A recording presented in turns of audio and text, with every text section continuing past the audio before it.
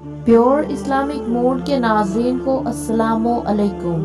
حضرت ابو ہریرہ رضی اللہ تعالی عنہ سے روایت ہے کہ رسول اللہ صلی اللہ علیہ وآلہ وسلم نے فرمایا، عورتوں کے ساتھ اچھا برتاؤ کرو، کیونکہ عورت پسلی سے پیدا شدہ ہے اور پسلی میں سب سے زیادہ ٹیڑھا حصہ اس کے اوپر والا ہے۔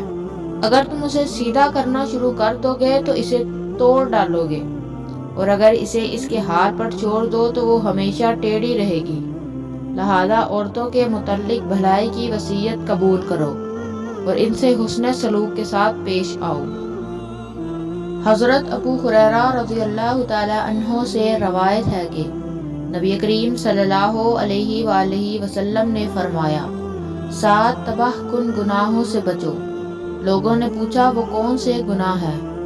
آپ صلی اللہ علیہ وآلہ وسلم نے فرمایا، نمبر 1 اللہ کے ساتھ کسی کو شریک کرنا، نمبر 2 جادو کرنا، نمبر 3 کسی کو ناحق مار ڈالنا، نمبر 4 سود کھانا، نمبر 5 یتیم کا مال ہڑپ کر جانا، نمبر 6 میدان جہاد سے بھاگ جانا، نمبر 7 نیک عورتوں پر تہمت لگانا۔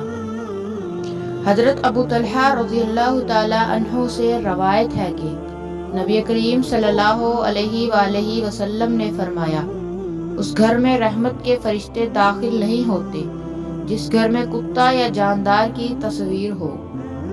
رسول اللہ صلی اللہ علیہ وآلہ وسلم نے فرمایا، اللہ اس شخص کے چہرے کو تر و تازہ رکھے جس نے میری حدیث کو سنا، اسے یاد کیا، اس کی حفاظت کی اور پھر اسے آگے بیان کیا۔